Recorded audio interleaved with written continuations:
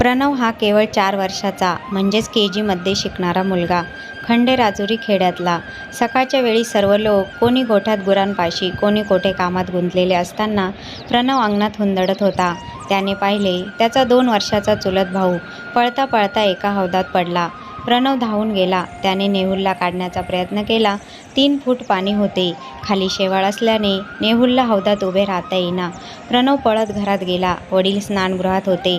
प्रणवने हाका मारल्या, दारावर हाताने थापा मारल्या, पण पाण्याच्या आवाजाने वडिलांना ऐकू गेले नाही. तेव्हा प्रणवने तरी काय करावं? अक्षरशः बोंबा मारायला सुरुवात केली. तेव्हा वडील लगेच बाहेर आले. प्रणवने त्यांना हौदाकडे नेले. नेहुलला वडिलांनी बाहेर काढले, पण त्याचे डोळे पांढरे झाले होते. माणसे जमली. नेहुलला उलटा करून पोटातील पाणी काढून इलाज सुरू केला. यश आले. बाल प्रणवच्या प्रसंगावधानामुळे नेहुलचे प्राण वाचले. सर्वांनी त्याचे तोंड भरून कौतुक केले.